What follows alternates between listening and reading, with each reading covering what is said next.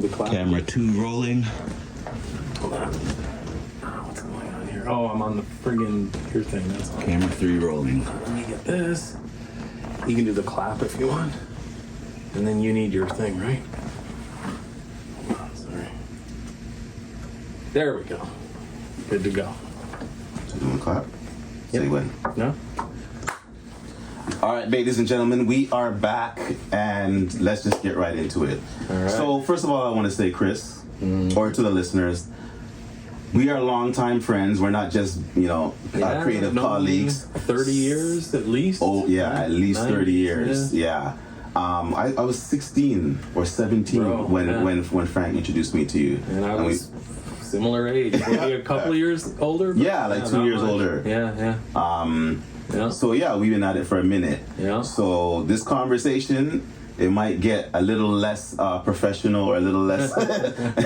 We might, we'll talk like homies. Yeah. But that being said, when I'm not talking like a homie, you know why it is. I'm doing this for the people. Uh-huh. I'm sitting here looking at all your plaques on the wall. We got the plaque on the wall for working on Nick Lachey's album, for first solo album, I should say.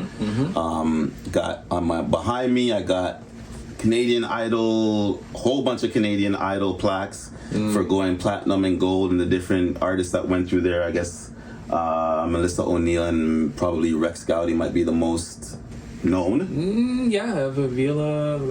What was it? Avila who? Porter. Eva Avila. Eva Avila. Yeah, I remember that name. So every year, whoever the winner was, we got the deal to do the record. record. Yeah, we recorded it all here in this space. And did they come through, or did they? Yeah, really? We worked with them for weeks and weeks. Yeah. Wow. Yeah. Because the show, when it ended, the last episode ended, I think it was maybe October or something, and they wanted an album ready for Christmas. So we had so that's a quick turnaround. Yeah. Wow. But they would host writing camps and create songs for whoever the winner was. Yeah. So we'd kind of have to write songs for male and female, depending, because we didn't know at that time. Wait. So you're writing the song before you even know the winner? Yeah. Are you serious? 100%. Yeah. Okay, it's the inside baseball we're getting today on the podcast. Yes, we are. So they contact you before the actual season or is done, and they have the winner or whatever. Yeah, usually when it's in the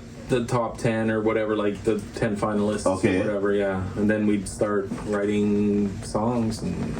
And you're writing songs for like the entire album, or really? Yeah. Because they have, if I'm not mistaken, they have more than just the winner on the album, right? Sometimes, not always. I think in the Melissa O'Neill years, that year that she won, Rex Gowdy was actually runner-up. Okay, yeah. They made a record for him too. Okay. Because he was so popular. Good-looking guy, can sing like nobody's business. Yeah. So it's like, they're gonna make 2 records. Okay, I have a quick question. Capitalize. This question might be loaded and it might take a long time to get there. Maybe you might have to truncate the answer, but how the heck did you go from being in your condo, let's say around 18 years old, you had a little, 4x4 bedroom. I remember being in there. My DJ at the time, Fantastic Frank, introduced us, but we're squished in, True image. Yeah, true image. Okay. Shout out. I miss him, man. DJ Fantastic, shout out. He's still doing it. Yep. Yeah, I follow him on Instagram. Yeah, he's a legend. I ran into him at a club 2 years ago, I think it was. I shouldn't. It was an interesting. It was the last place I expected to meet him in terms of a club, but that's a story for another day. For my other podcast, for the Effing Girls podcast, my sex and relationship podcast. But anyways, so. That was like 1990 something. You're in your condo. I remember the desk was snug tight right against the wall. Your bed was right beside it. Your twin bed. My bed. Yeah. No. So me and my brother had to share a room because it was a 2-bedroom. Okay. And we both had water beds because water beds were the thing back then. Yeah. So we literally, the water beds exactly fit in the room. There was you couldn't put a credit card between the two. That's insane. So that took up 2/3 of the room at least. And then my desk with my computer and my 4-track cassette recorder and all the gear that I had at that time. 4-track cassette recorder. That takes me back to the days. I'm sure we recorded some stuff on that. Yeah, that's what I was there for, to record. Yeah. But now here we are, 30 odd years later. We're in this big lavish studio with all the $1 million equipment. I mean, I'm guessing some hyperbole because it's maybe not $1 million, but it's, and you've been working on Canadian Idol, and I mentioned, I didn't even get to the Justin Bieber plaque over here with, I don't even know what that's about, but you did a couple songs with stuff with Justin Bieber. Whole record, yeah. Yeah, so and a couple singles too. Yeah. For real. Yeah. I'll explain it. Okay, yeah. So yeah, go ahead. But you had an original question. Was how did I go from from your condo, to this, to this? Or maybe another way to frame the question also is, did you ever dream in your wildest dreams when you started then that you would get here? No. That's a part. And I don't even consider myself here per se. Like I'm the biggest thing that's ever lived. No. yeah. I've had many great opportunities, and I've taken advantage of those opportunities. And the short answer, because you said it would be a long, convoluted thing, but it doesn't have to be, is basically one thing leads to another. Yeah, you just literally, say yes to a job and do really good, and that person remembers you the next time they're doing whatever it is. Yeah. And build teams, work with people, and that's really it. That's what brought me to this point. So back in those days, I considered you more of a engineer more than a producer. Yeah. But working with Canadian Idol and all that, obviously you're saying you were writing. How did you kind of make that transition from like just strictly an engineer to more like, again, being in the position to even be offered producing? Well, believe it or not, I got my start in my bedroom, as you said. Yeah. But I was making beats for my rapper friends. I don't know if I made beats for you necessarily. Okay, maybe you had your own producer or whatever at that time. But I was working with friends of mine that were rappers or singers or whatever. Yeah. And making beats essentially. And like I got a really early start into the computer producing, like with computers and sampling and all that kind of stuff. You were an early adopter, I remember. I was, I was. I was very into it. We were using tracker programs on like Commodore Amiga. Are you serious? And, Commodore? Yeah, bro. It doesn't even exist. Pre-Apple, yeah. Actually, I'm not talking about pre-Apple. I mean, technically Apple existed before, but it did. Just Apple not the way it is not now. On that level. No, Yeah. Apple wasn't, like, in those days, it was Atari was the big one, and Amiga, Commodore Amiga. Yeah.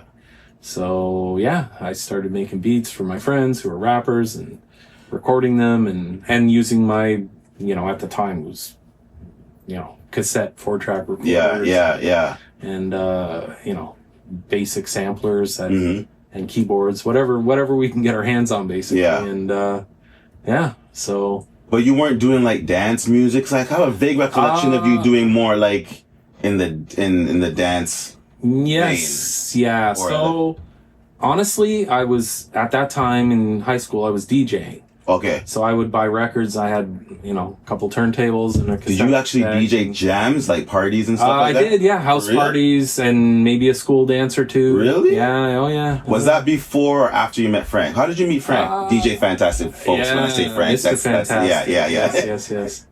Shout out again. Yeah. Honestly, yes. He and I were producing together. Okay. And at that time, and it was kind of the beginning of it all, really. So you guys met? Did you guys meet at school, or did you meet? I think we met through a mutual friend, if I'm not mistaken. Okay.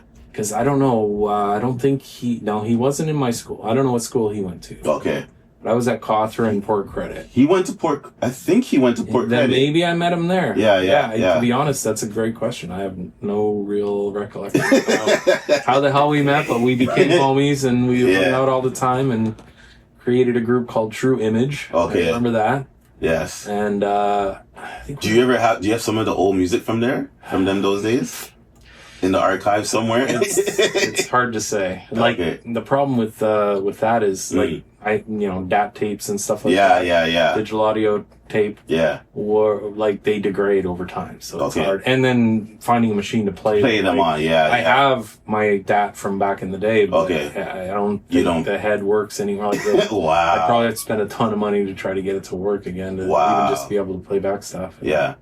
And tapes shred over time. They shed their magnetic material, so you lose basically everything. So unless you bake the tapes or whatever. So bake the tape? What does that mean? You can put them in an oven apparently, and like literally bake them. Literally bake them. Yes. And that's a technique. That's that people know. Yeah, because it kind of bonds everything back together. Really? Yeah. So you bake? Have you heard of this, Craig? I've never heard of this terminology. Wow. Yeah, that's how they preserve like old record. Like go back to the '60s or whatever. Yeah. An old Beatles recording or whatever, and if you play it once, it's just gonna all the magnetic material falls off. Yeah. Sheds, and it's like done forever. So they'll bake it.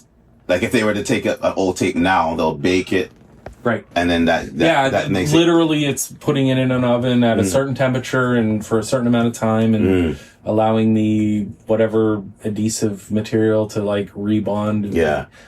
I don't know a lot about it, to be honest, but like I'm not an expert in the field, but that's what I've heard is how it works. This is something that I've always noticed about you from day one is that you're very technically inclined. I am. So like even as you mentioned, like you're saying you and Fantastic pretty much started at the same time. Yeah. He's a DJ. I had no idea you were a DJ, but you're both DJs apparently. Yeah. But you've gone more into that, like the realm of building your own studio and all the technical stuff, whereas he didn't. So like, you know what I mean? It all evolved into that for me. Yeah, maybe not necessarily him, but for me that was the evolution. So you don't have like a more passion for one over the other, like because I feel like when I think of you, I feel like you're really passionate about like I said, like about the tech and about the hardware and all of that, and whereas I don't necessarily see that kind of necessary passion when you talk about your producing, even though I know you produce so much stuff. It's like, it feels like, you know what I mean? Like, I don't know. I mean, I am passionate about it, but it's just, I don't maybe broadcast that as much. Yeah. Sorry, I didn't mean to close your screen here. No. I'm freestyling. I have a whole list. Every episode I do, I have a list this long, questions for the guests. Yeah. But then I end up and you get to like two of them. Exactly. Yeah. I know. But it's good. You have more than you need. It's always better. It's good to have it's just there like a safety net. You know what I mean? Just in case there's like some, awkward silence. You're like, oh, what now? What? You got something to refer to for sure. Yeah, man. But so in terms of like the tech stuff, like I've always thought of you as a tech guy. Like I look around the studio here, I'm like, man, the studio still looks like, it's tricked out, as they say. I think I see like even the old DAT machine is still there. That is a DA88. So yes. It's an 8-track. I'm pretty sure I recorded on that machine. I have some songs that was recorded on that machine. All right. Yeah. What about those tapes? Are you able to pull those up at any time and just put them in there and play, or are they degraded too? Remember, I told you I had a little surprise for you. What? Well, I don't know, but I remember back in the day. You went by the name of Essence. Oh my gosh! Yes, at one point. So this is a reel-to-reel tape. Oh my gosh. Of some of the stuff we would have recorded back in the 90s. I'm showing it on the video camera for the YouTube, for those who are watching YouTube. The whole case 3M Essence. But this is cool, man, to see this all like, now it's a relic. It is. So this goes back to baking the tapes. Like, I don't know if we'll be able to play that. Look at this. No, but this is different though. This predates that. Yeah. This is... Yeah. This would have been more late 90s. This was early 90s. Yeah. So this is like when we had, I remember we had the actual reel to reel. Yes. These are like I still have the machine to play that. And I felt like maybe not right this minute, but we'll at some point do our best to try to play back whatever's on there and see what. There's probably like 2 or 3 songs on here. That's the thing. That's the struggle back in the days, right? Like, the tape speed, and then it would be 15 minutes or 30 minutes. Exactly. Depending if you did, high quality or low quality. Yeah. But the struggle, you see, like. Yeah. these young kids have no idea how good they have it today, dude. man. No clue. Idea. No idea. Like, let's Across the board. Yeah. Like, let's talk about it. Like, I've been thinking about this a lot lately in terms of like the meaning that you get out of doing music today versus back then. And not just music, but every other industry as well. It's like, what do you think about it in terms of like the pros and cons of like nowadays you literally could make music on your phone, send it to the studio, go do vocals, you know what I mean? Versus back then. Dude, even when you say nowadays has changed in the last 6 months. True. Yeah. AI, people are making music and not doing anything, just putting a prompt in a computer. It's like insane. It's scary. It's scary and it's insane. But it exists, so we have to figure out how to deal with it, really. That's how I feel. You mentioned to me in our conversation over the phone that you weren't formally trained on music production, on music theory and all that. Like you never learned how to play an instrument or nothing. Yep. So, but I've heard some of the music that they're knocking on your door to produce Canadian Idol stuff. So obviously you've learned. Whatever, sure. So obviously you've learned something. No, I have. You figure it out. I mean, if you do something for long enough and you mess around, you break 100 eggs to make an omelet or whatever the saying is. If you're inclined to, you figure it out, right? Can you actually play now? Like if someone asked you to play keyboards live to accompany them, could if you? I spent some time and tried to learn a song, I could, but okay. Just off the cuff, no. Okay. The one thing, like, I was never musically trained. Like, I had friends that were taking piano lessons or guitar lessons or singing lessons or whatever. I never did any of that. But I was very interested in music. And, when I was grade maybe 3 or 4, I had a friend whose older cousin had a band. And so he lived with his grandmother. Okay. And the older cousin had the basement and set up his drums and his keyboards and his whatever. Yeah. And at that time, he even had some drum machines, stuff like that. So we used to break in and like sneak into the basement when he wasn't home, when we knew he was working at the gas station or whatever his job was. This was like grade 3, you said? Yeah, dude, like grade 3, grade 4 maybe. And we would go down there and like program beats in the drum machine. And what? Yo, dude, it was grade 3, bro. Yeah, grade 3, grade 4. That's wild to me. It is, yeah. So that means it wasn't even an accident that you ended up being a DJ and whatnot when you were in high school and you met. When you think about the lineage, it does make sense that everything happened the way it did. Yeah, for sure. So did you like express like to your family? Did they see that musical interest in you from that time, or was that something that was just kind of like an anomaly? No, because it really blossomed later in later years when we were in like high school, basically. Okay. And at that point, you don't really talk to your parents. I want to do this. I want to do that. You're just like doing it. And don't even tell them or whatever. But it's so funny because the fact that you say that you guys used to break in, like obviously, it means that you're going. It was something means that they locked the door so that because they didn't want their younger cousin messing around with their shit, whatever. So. Yeah, but we found a way in and we made it happen. Yeah, as us Gen Xers tend to do. Find a way to make it happen. And then you got to put everything back exactly where it's supposed to be, or else. You remember making mixtapes with listening to the radio? Yes. And having to like and pause and then start. Yeah. Yeah, of course I do. Yeah. Yo, I miss those days. I used to do a lot of that. Yes. That can-do spirit, that Gen X spirit, that spirit of like. We just make it happen one way or another. That's something that I pride myself on. And it's something that I try to convey to a lot of other creatives because creatives from, multiple disciplines always ask me, how do I do this? How do I do that? How do you put out a book? How do you podcast? Help me do it. And they're always looking for expecting an answer that involves spending a lot of money on the latest, greatest equipment or going to school and all that. And my answer is always, you can just start with what you have. Like literally just like I do my podcast on my phone and they look at me like I'm an alien. I have 2 heads when I tell them that. Right. Yeah. But because of that, I'm very glad to hear you say and share that, you have no formal experience with music production, or not production, but music theory and all that, right? Yeah. And you never let that stop you. No, I didn't. But there are moments in my life where I'm intimidated by the process. Really? Well, I mean, watching somebody that can play guitar really well. Yeah. Trying to sit there and write a song with them, I can't keep up with it. True. It's intimidating in that respect.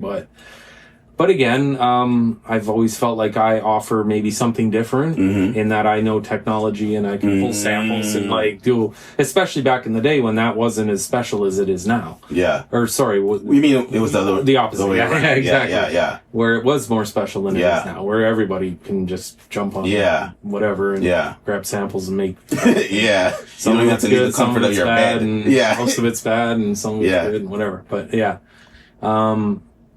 so I mean, that whole imposter syndrome thing can creep in sometimes when you're in the presence of certain company. Exactly. Especially I could imagine when they come down to the studio to record, you got the the industry go-to guys for playing. Yeah, oh for sure. Yeah. Wow. And that's the thing. Like I've never had to sit and practice an instrument and get really, really good at it because it's just easier to hire somebody that's already really, really good at it and and use their talent kind of thing.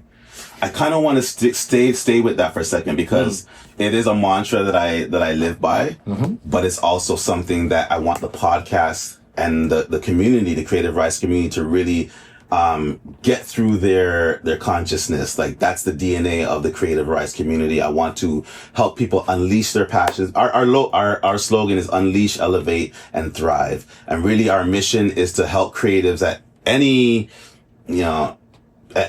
part of the journey, whether they have an idea that they've never started or they've been in the game for it forever and they're just kind of stuck right now and they want to a little frustrated. We want to be able to give them advice, give them encouragement, give them tools to get past that, to get through the breakthrough.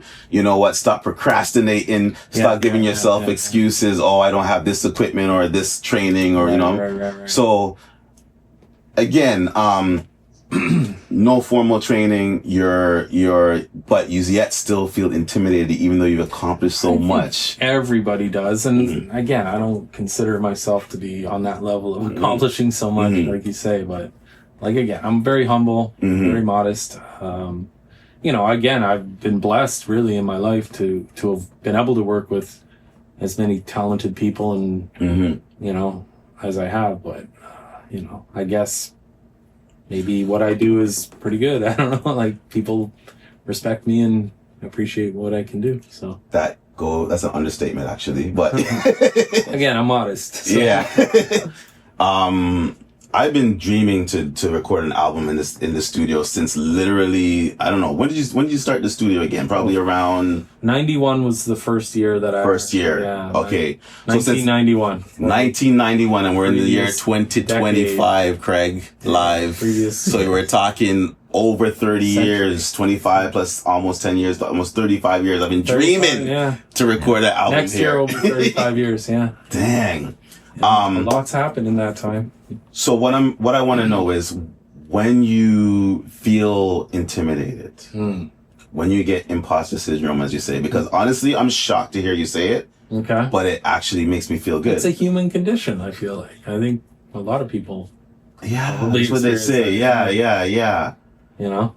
But it's hard. Not always. I don't feel that every day. I'm really confident with what I do on a day-to-day basis with, and even when it depends on if you're working with a new person, it can be kind of at first until you get to know them, you break the ice and then things are good. But, but if you're working with somebody you've worked with 100 times before, it's you don't feel. Oh, yeah, of course. Yeah. So, kind of like working with you today. I'm just I'm in Chris's studio. Yeah. I don't even have to think twice. I'm you could take care of all the tech. You can get care. I'm I'm just chilling. Chris is on it. The master is at work. Yeah.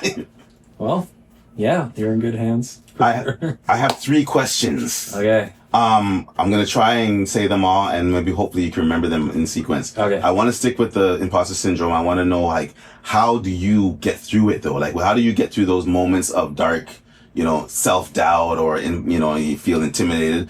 Secondly, before I forget, after that is, do you prefer, which do you prefer? Do you prefer producing hip hop or more of the more other genres like the pop and stuff that you do that now that you've started doing that? Yeah. Mm-hmm.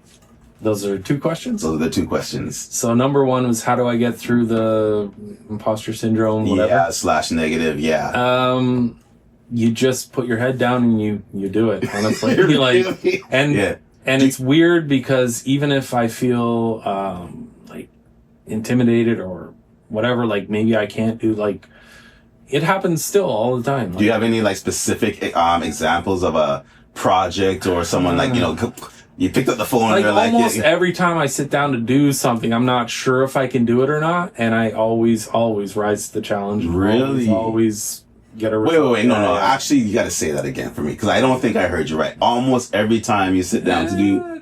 Depending again, if I'm sitting down to mix a song, that's my comfort zone. Okay. Mixing and mastering, that kind of stuff. I'm never intimidated. I'm never okay, I got this, no matter what. Okay. That said, sometimes people deliver stuff that's, maybe not the best quality. Yeah. And now I'm up for a bit more of a challenge than I expected or whatever. Yeah. But it doesn't mean I can't, make the best, polish it as best I can or whatever. Yeah. But, the whole garbage in, garbage out. Yeah. To that. But, what was I just literally it's more so with music, I scored a film recently within the last year, a feature film. Oh wow! A director friend of mine wrote it and filmed it and had me compose. Was it the first one that you've done for a movie? No. I've done quite a bit, a lot of short films, stuff like that. Okay. Either composing or mixing or on some capacity I'm involved, but. This one in particular, I was like, what am I doing right now? I'm gonna score a friggin' film? How am I ever gonna do this? I'm not John Williams here. But you said it's not your first, it wasn't your first one. No, I've done many, short films and... So what about it made you feel... Well, it's just, think about it. You gotta create, 40 minutes of music, or 50 minutes of music. Right. It's crazy. Yeah. Right? And it's all original. And it's all original. It has to be. Yeah, 100%. Wow. So, luckily, the director's a good friend of mine. Yeah. James Villeneuve, if you want to know his name. Okay. And this particular film was called Pins and Needles. Okay. And it was a horror film. I had a feeling when you said the name, I was like, yeah. And it's actually really good. It's well written and well scripted and well acted and... went to festivals, did really, really well. Wow. And you have the full credit for wow, okay. Composer, nice. For that one. But anyway, getting into it, I'm like, can I really do this? I don't know. You just take the shot, and rise to the challenge. Really. So he calls you up. He's like, I need you, or I want you to do the score for film. Now, keep in mind, he's a friend of mine, and I've done some of his short films previous to this, so it's not whatever, but again, he kind of just outlined what he was looking for. He wanted more of a synth based kind of thing or whatever, which fits more into my wheelhouse than maybe if I'm trying to compose classical music. Or right. Again, without a musical training background. Yes. I don't know if I could achieve that or not. Yeah. But so we just sat down together initially, and he would always kind of map things out with stock music or whatever, and say, this is the mood, the vibe this is the vibe. vibe. Exactly. And then I would go in and kind of just redo it without copying it. Yes, and make it original and make it cool, and so, and it worked out. It worked out great. He was super happy in the end, and as was any audience we've showed it to, and it's fun. Almost like you fake, you almost you fake it till you make it is kind of it, but not 100%. You're not faking it. It's almost like you already have the skills and even the experience, but it's almost like just the scope of it makes you kind of just hesitate for a second, second guess, but you already have. Yeah. Because you're never 100% sure. Yeah. I mean, maybe if you are John Williams or any of the great film composers, you go in with absolute confidence. You know you can do anything. You've done it a million times. Yeah, a million times. Yeah.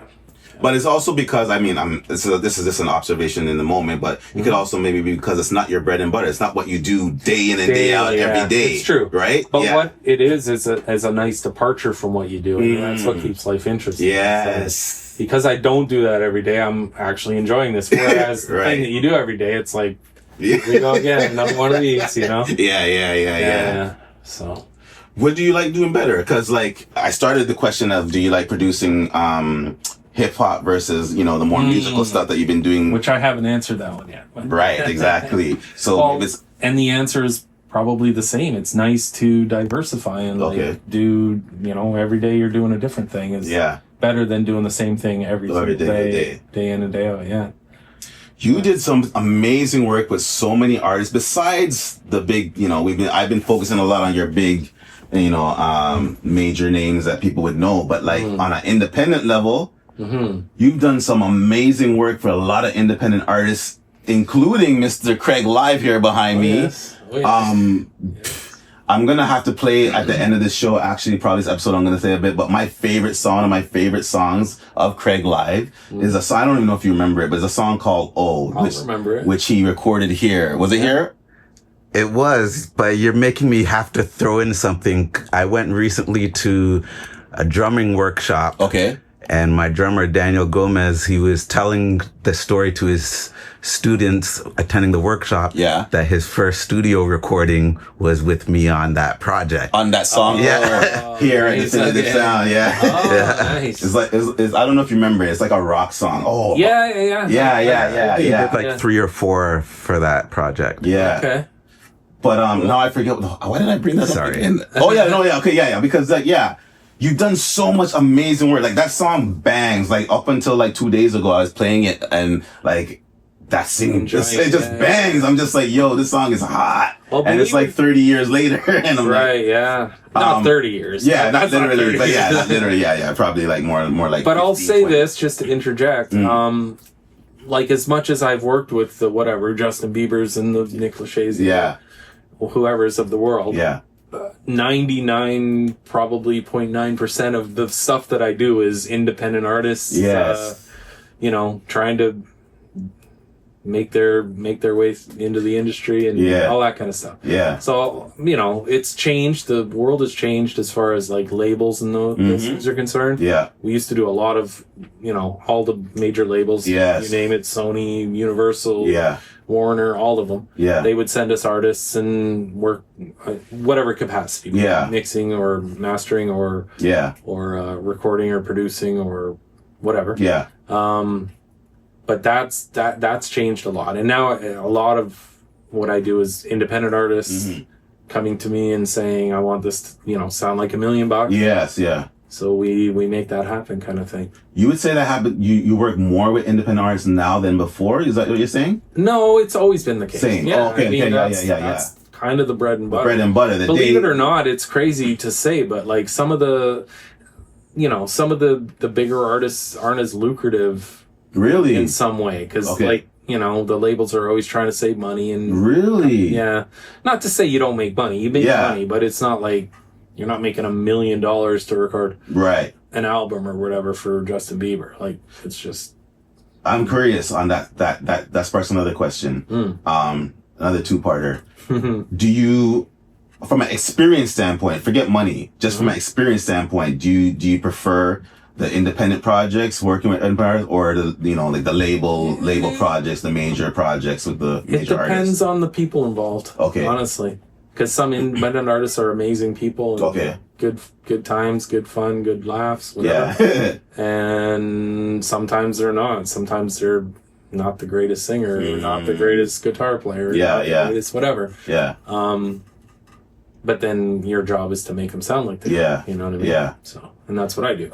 See, you have so many hats. I can ask that question like 10 times with different things. So I'm like, even as you say that, I'm like, oh, okay. But do you like the hat of when you're just being an engineer, working with an artist in the booth versus producing an artist, like producing the music, and you know what I mean? Like, do you have a preference in that what is your favorite part of the whole music thing? I love it all, honestly. and back to what I said before, it's like, it's nice to know that each day might be a little bit different in some way. Right. Yeah. And that's what I love. Yeah. The fact that one day I'm producing, one day I'm just recording, one day I'm comping vocals, one day I'm, you know, whatever it is. Yeah. It's nice that it's always changing and variety's the spice of life. As they say. There it is. That is it. That's the saying. So I was gonna ask this earlier, and I kind of slipped past it when we were talking about getting past the imposter syndrome. Do you have any like spiritual practice? So this podcast we want to tap on all the different aspects of how being a creative affects your everyday life. So, first of all, time wise, do any of you guys? I don't have a time. 30 minutes. We're at 30 minutes now. Perfect. So we have 30 minutes to go. Bless. All right. Let me see. Seconds. Well, 40 something minutes. Okay. So, I don't want to forget to play. I'm going to insert some of O at the end of this episode. So either one of you, Craig Live or Chris, remind me by the end of the episode to play some O because that song bangs. But so let's get into more of the life now. Okay. So like, what was the first question I was going to ask? Yes. Okay. So yes.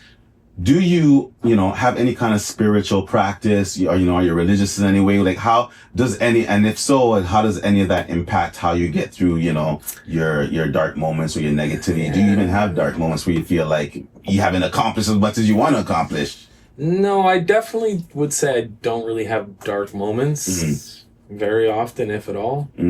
I'm generally pretty well balanced in that respect. Yeah. Spiritually, very zen. I mean, I wasn't raised in a family that, was Christian or Catholic or whatever denomination. So I guess, I don't really have spirituality in that respect in my life, but I do believe in a creator and be it God or be it aliens, I don't know. Whatever. Yeah. There's something that put us on this earth. It's way too complicated to not think that there's something behind it all. Some kind of design behind it. Yeah. Divine. Yeah. But from a personal level, like you don't really have anything that you draw on. Like when you go through those negative moments, it's more just like your own. I believe in myself. Maybe is the best way to put it. Not to be cocky or whatever, but yeah. Nothing wrong with that. Okay. Related to that, there's spirituality, but then there's also family, friends and family, right? In your case, when I met you, and pretty much for the lion's share of the last, we said 30-ish years, 35 years, you were single, unmarried, I should say, and no kids. Yeah. That's correct. But upon reaching out to you, you've made me aware that you've recently become a father. I have, and you're married with children now. I am right? indeed, yes. And it's pretty fresh. Like you've had, your son is 2 years, you said? Just about to turn 2, yeah. Okay. Yeah. So how is now becoming a married with children family man, how has that affected impacted your career, your business, and your creative output? I wouldn't say it's... that's a good question, actually. I wouldn't say it's affected my business necessarily. Okay. It's still there. Everything is what it is. Everything is established before. Right. For many years. Yes. It's not like this is a dream. I want to try to do this, whatever. Try to convince my wife. This is which is very hard. It's already existed long before you came into the picture. Yada yada. And it's solid. It's not like a gamble thing or a triangle thing. Yeah. It's tried, tested. Yeah. But what about like lifestyle wise in terms of? Just having a baby is definitely changes your life. For sure. There's no two ways around it. It was the first year was like next to no sleep and all that, everything that comes along with having a baby. Learning to change diapers and not, we're in bed at that time. We were going to bed at 8:00 at night and I was always a night owl. But that's kind of what I'm trying. I would go to bed at 4 a.m, not like And now it's like 8 p.m. I'm done. I'm in the bed. But that's what I'm trying to figure out because as you said, as a, not just even being wired as a night owl yourself, human being, but just industry wise, what we do, like, artists come through and we do music at night most of the time. I remember back in those days, it was always like, can we get a 10 o'clock session? Can we get 11? You know what I mean? So, like, to be honest, that's changed over time. Okay. Before, any of the family stuff. Really, yeah. Like, most artists nowadays will come through. And even that, like, it's kind of rare where I have people come in to record these days. It's more so because everybody has, the technology, Logic on their laptop, and they sit in their bedroom or basement or wherever in their home, and they do whatever they do, and they send it to me. Yeah. So, they don't want to spend whatever hundreds of dollars an hour to come in and record when they can just do it buy a $200 mic and do it in their bedroom kind of thing. Yeah. Which makes sense. I mean, I agree with that. It's but then when it gets more complicated, like if we got to record a drum kit or a band kind of thing, then of course you need a studio. But you're not going to do that in your bedroom. But things have evolved a lot since the early days, for sure. So it doesn't really affect due to technology. Really. Yeah. So you really don't have that many. And for years, it's kind of evolved to that point where most of the work I do is not virtual, if you want to use the word virtual, but like people don't come in anymore necessarily, and then it's a lot of mostly vocals are being done outside of the studio, and then in here you're doing mostly mixing or arranging and that kind of stuff. Yeah. And I remember more and more. Yeah. And that you're saying that kind of started long before, way before you got married. That's already the trend. Yeah, and probably for the last at least 10 years, I would say. Okay. Yeah, ever since like Logic and laptops and all that kind of stuff came to be. My mind goes in multiple directions when I hear certain things, and then I'm just like, okay, which one of the directions do I want? I can go into the technology, AI kind of stuff, or I can stick with the family stuff. Okay, so it was already like that before you got married. So along that same lines then, so COVID didn't necessarily impact you that much then because of that, because you were already doing mostly, people not coming in, but mostly just sending you stuff. And, COVID didn't really... if anything, I was probably busier through COVID than I've ever been. Because all the artists that would normally be, say, touring and performing, doing shows, whatever, were stuck at home. So what do? They start recording new stuff. Like they start creating. So more than ever, especially that 2020, 2021, whatever. I was making I was working with a ton of people. Just sending me stuff, and I do my thing. I send it back, and then So it's kind of weird that COVID in that sense was profitable for me more than most. I mean, a lot of people lost their job and struggled, but a lot of industries actually thrived during COVID. I shouldn't say, sorry, let me rephrase that. Not a lot, but there was a few. There were a few industries that were, rare industries that was like, oh no, this actually was good for us. Like freaking Amazon and they made out like a mint. But then like Zoom, the film industry struggled because they couldn't, they do. But you're right, Zoom blew up. Amazon, like you said, probably all the streaming services as well, because everybody's sitting at home watching Netflix or Amazon, whatever, Prime. I wonder how you feel about this, because for me, I know how I feel about it. It's not really good, but like, do you miss working with the artists in the studio more? Like sometimes. I mean, the time commitment is probably less. But also financially, but experientially wise though, too, but like there's something to that for sure. Yeah, and I guess I do miss that on some level. On some level, yeah. What are some of your most like favorite memories in terms of working with artists, whether it's independent artists or someone that we know, and or your favorite projects that you're actually like, I'm proud of this project. I'm really like, was my favorite. Product I worked on. I mean, for me, it's all about the hang. So if the person's cool, I want to be there. And if the person's a miserable person and like whatever, disgruntled or just difficult to deal with, whatever, on any level, it's like, I don't need to do this right now, you know what I mean? Yeah. So it kind of boils down to that. So I can't think of a specific example. Well, I can think of a few artists that I really love working with. Names, man. I mean, but they're kind of relatively unknown. Yeah. Okay. There's a band called Sly Fox. Okay. They're just great. They're just funny. Like, it's just pure jokes. Pure jokes when they're in the studio. Oh, just nonstop. They even over email. Like, just talking or they're just, it's fun. It's just fun. So.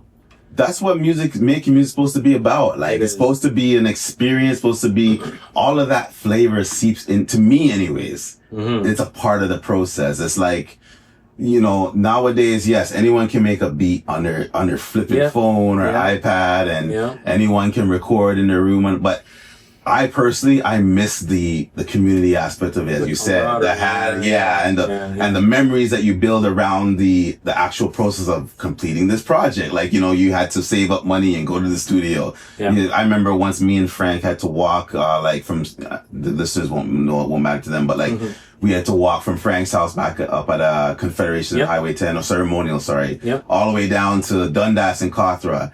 Just for a studio session, and because we couldn't afford it, but the memory is there. It's like, was that Andrew Ward's? Yes, Andrew Ward. Yes, with Robin and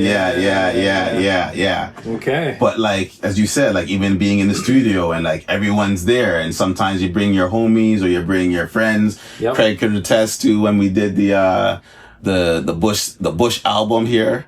Yeah, this was also my first studio experience was here. Yes. Yeah. Very cool. Long before Craig ever even thought about coming into the studio and recording, he came in and was part of the background crowd for one of our songs that we did with you here. But all those memories that you get, the flavor that you get, that's part of the vibe. I know. That seeps into the record. Which doesn't exist on the same level anymore. Doesn't at all. It doesn't at all. Yeah. And I enjoyed those times as well. Again, it's about the hang, right? Yeah. Here, we're all having fun. We're being creative, making some cool music, and so. Do you ever anticipate? Because the one thing you haven't done or said since we've been talking about it is, artist. Mm-hmm. You define yourself as producer, engineer, all of that stuff, and you produce music for other people. But I haven't heard you say that you are an artist yourself. You don't have a quote unquote artist name. So I'm curious, have you ever considered, you know, putting something out as an artist? Like, DJs and producers have been doing it for the last 20 years. DJ Khaled is not just, he's also a producer, and he produces an album and gets a whole bunch of people to sing on it. So have you ever thought of going that route, and if not, why not?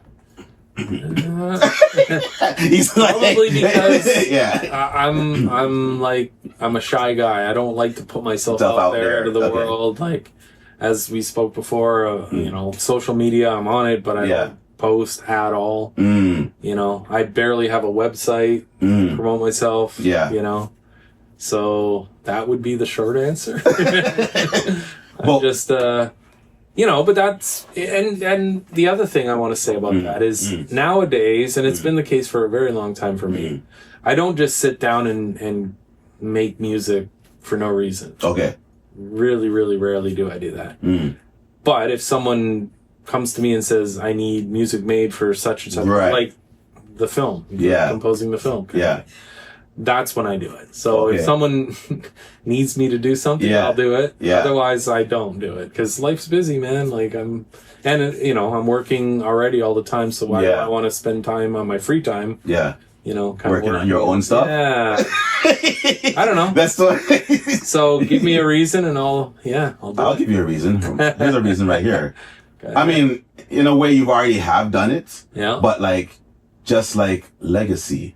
Right? Yeah. So, you know, we've been talking about, you know, like we're not getting younger, and we definitely aren't. I mean, presumably we don't have as many years ahead of us as we have behind us right now. So it's like, at this time, at age, I start to think about, you know, what am I going to be remembered for, or what's going to be left behind. Right. So yes, you've made a lot of, you know, positive impact for sure. you know, a mark in the industry with your, you know, accolades, but there's something to be said for like a personal, you know, like what did I want to say about, you know, about life and the world and just being here before I leave, you know what I mean? Like Prince and the vault of music that we'll never hear. Yeah. No, I get it. Like, yeah, that makes sense, I guess. But, I don't know. I'm a challenge. I haven't really, thought about it on that level. Now maybe you've given me food for thought, so I can think about that. Maybe I got to start making stuff. Are there any artists that you would like to work with that you haven't had a chance to work with yet? Like in terms of like household names? Not really. I mean, I'd love to work with anybody on a, you know, a Drake or a somebody, but it does seem unattainable. But that said, a lot of the people I've worked with seemed unattainable, but somehow it happened. Somehow it happened, yeah. So, yeah. Again, like I said, one thing leads to another. You work on this project, and next thing you know, these people are asking you to work on this project with them or whatever, and it kind of snowballs. Yeah. So. You sparked the question, and I'm trying to remember what it is. Okay. The old age is just it's hard to deal with. I'm right there with you. Oh, we got like, okay, cool. We have like 15 minutes left, I think. What does that time say? 56. Okay. Yeah, but I think that's about 5 minutes ahead, based on what Craig said, because we started recording. 50 we are recording here. Oh, okay. Yeah. See, all right. All good. Let me look at my questions for a second. Oh yeah. Sorry. And we're not pausing. We're just looking at the questions. Let me see and just make sure I didn't miss anything before I go completely off track.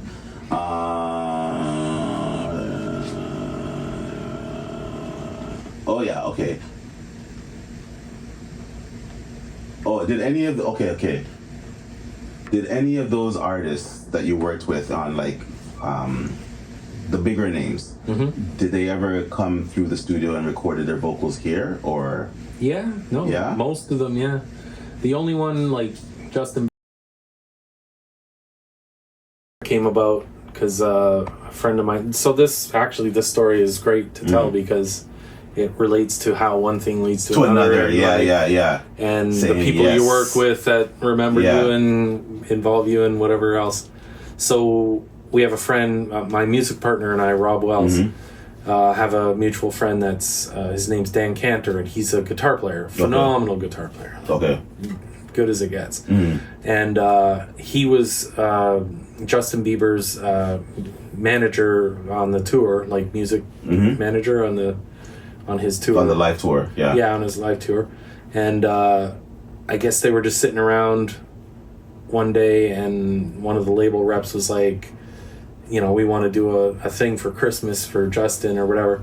Actually, even before that happened, we had recorded an acoustic version of one of Justin Bieber's songs. Just on your own? Not on our own. It was commissioned by the label. Okay. Yeah. We didn't just do it out of the blue. Okay, yeah. So they asked us to do it, and we did it, and they loved it. And then they thought, why don't we make a whole record of all his singles? Okay, yeah. So we ended up doing that. It ended up being called My World's Acoustic. Okay.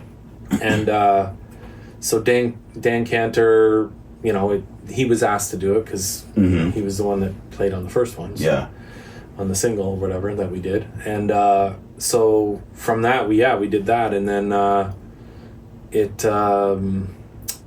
was I going with this? It was, basically we recorded that. And we were talking about you're asking about people coming through. Yeah. So 99%, like Nick Carter from the Backstreet Boys is sitting right where you were. Right where I yeah. Cindy Lauper was sitting right here where you are. Wow. Randy Bachman. That's crazy. From, the Guess Who and Bachman Turner over there. Wow.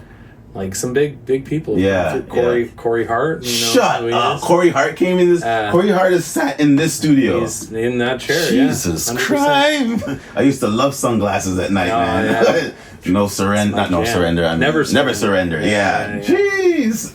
Yeah, wow. We went down to his house in the Bahamas. He lives in the Bahamas. What? We wrote a bunch of songs for one of the artists that he was producing. Wow. Yeah. So anyway, back to the Bieber thing. So we recorded that. He didn't come into this studio, but he was in town for that time to visit his family. But he's from Stratford, so we ended up driving out to a studio in Stratford, and spent one day with him recording all the stuff we needed for that album. Wow. Which most of it existed. This is kind of inside baseball. Yeah.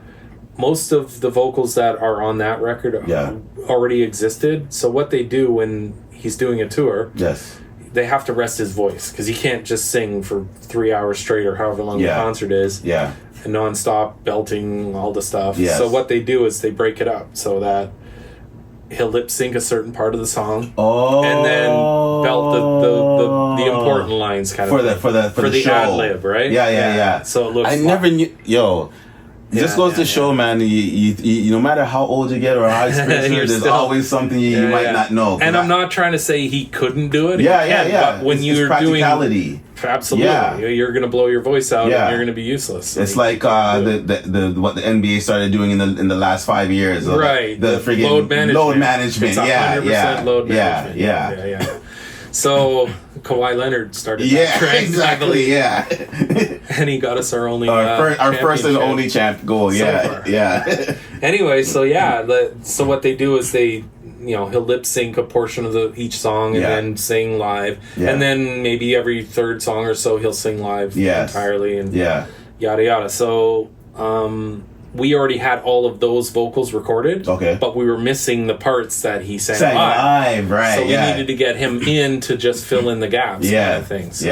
So we recorded everything, and it was all unplugged acoustic stuff. So it was like a cajon and a guitar, acoustic guitars and shakers, like that kind of stuff. It was never, keyboards or which is that's a lot easier. And to record, I'm assuming to record that is easier than recording. And kind of cool on some level. Like it sounds really good. If I play you any of the stuff that we did, it's fun stuff. So anyway, so that was that experience. So that was the one time where,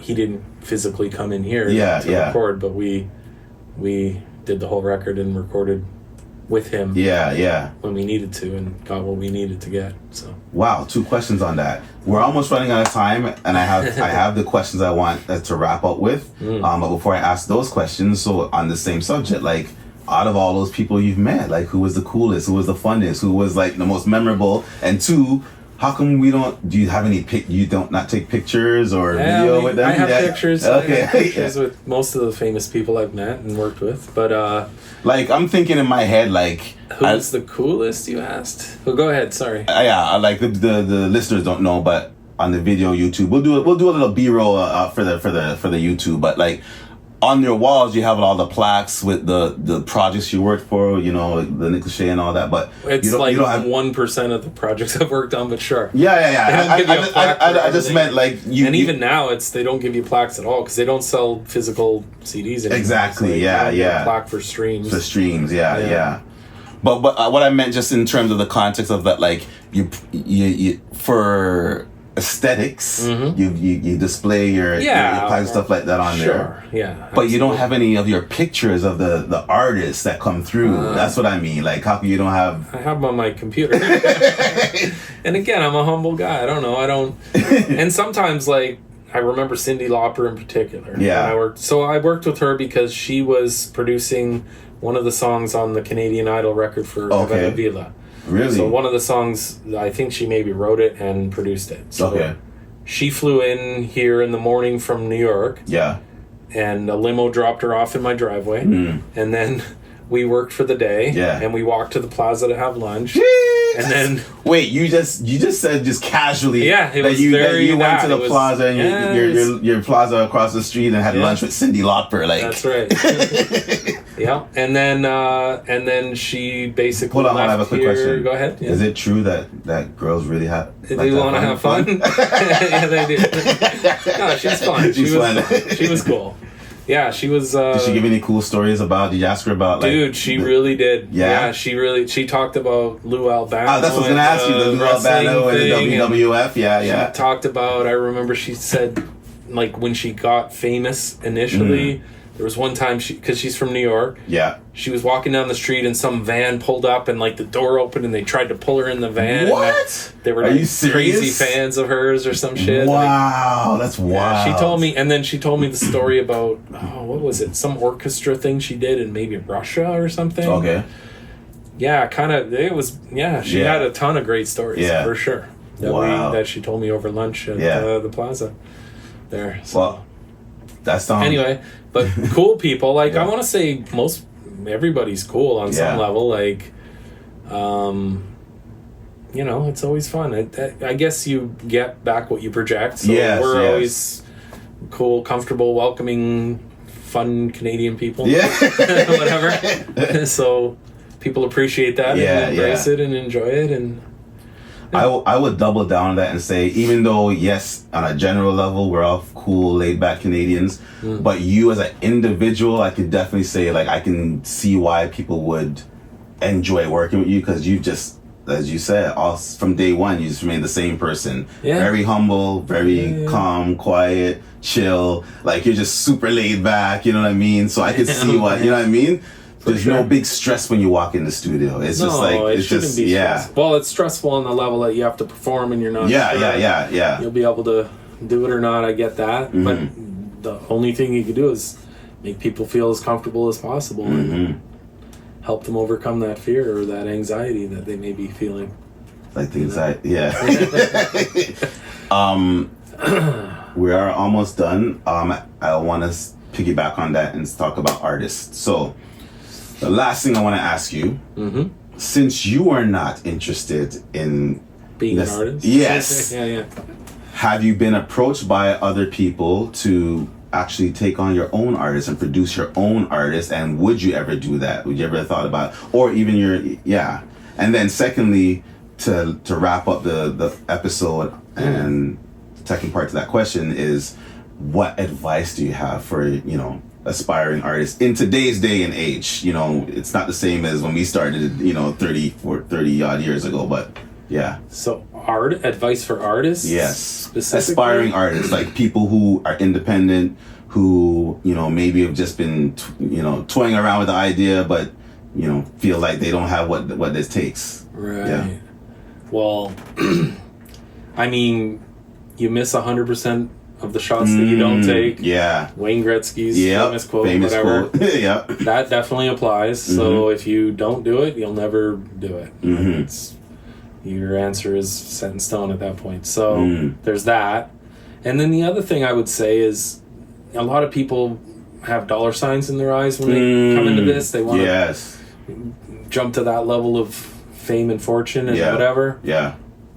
And if you're passionate about it, don't do it for the money. Do it for the love, and do it for the passion and to satisfy that thing in your soul that burns eternally. Yeah.